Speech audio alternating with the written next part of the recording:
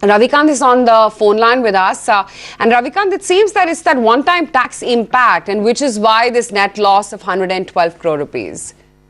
Which is fine, but I must have missed. I have missed your earlier commentary. So if you could just run me quickly through the numbers.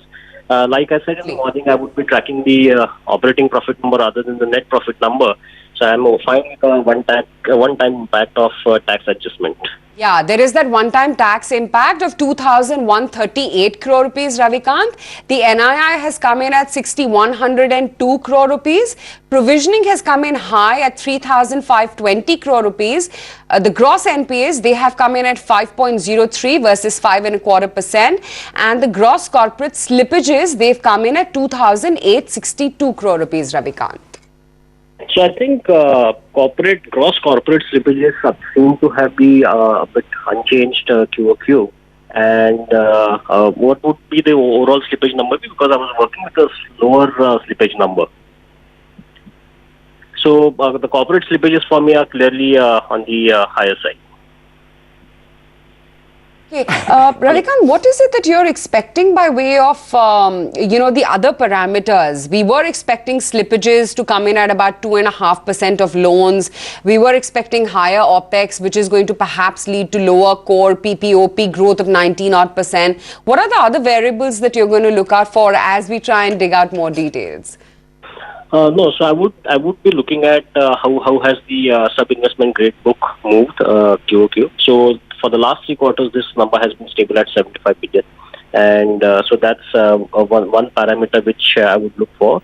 And obviously, the retail loan growth had been holding up. So how, especially given the backdrop of HDFC Bank's kind of muted performance on the retail side, which was actually made up by the corporate loan growth. So similarly, I would be looking forward to how the components of retail loans have moved for Axis Bank.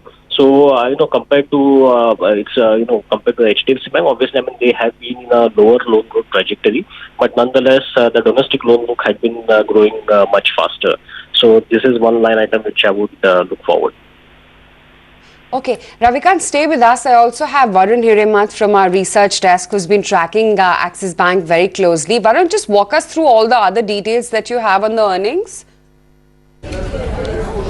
Yeah, hi Aisha. So, like we've been flagging off in our preview, the slippages was something that I was paying close attention to specifically.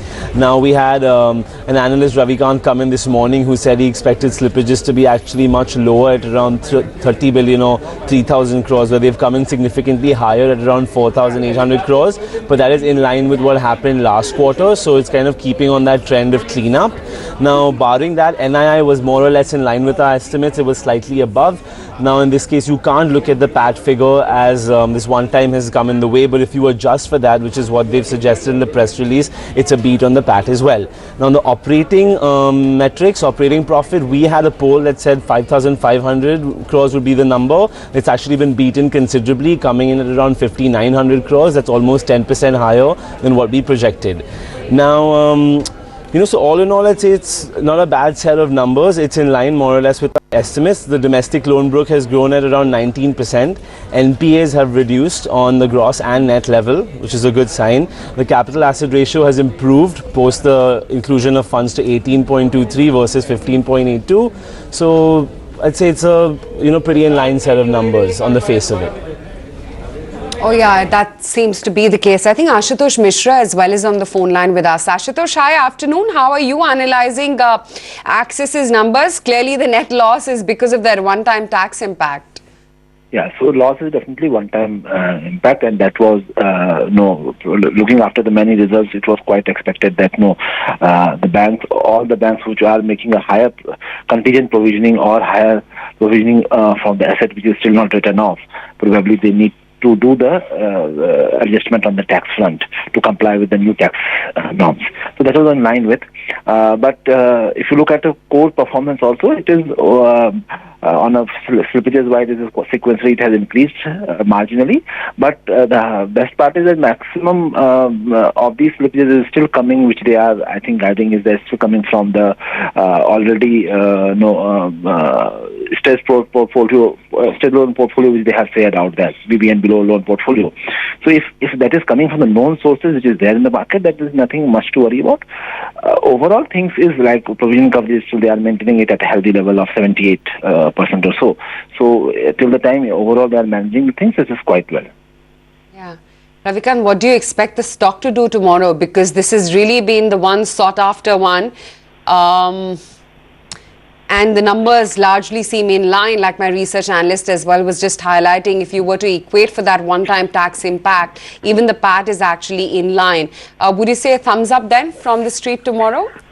I mean, I would definitely look forward to what the management has to say on the slippages, because for me the slippages are on the higher side. So, like I have been saying, they should have normalized ideally in the second quarter. They haven't normalized. So, I would agree that the P&L is in line. I happen to look at the more detailed numbers. The other income seems to have caused the deviation as far as the operating profit is concerned.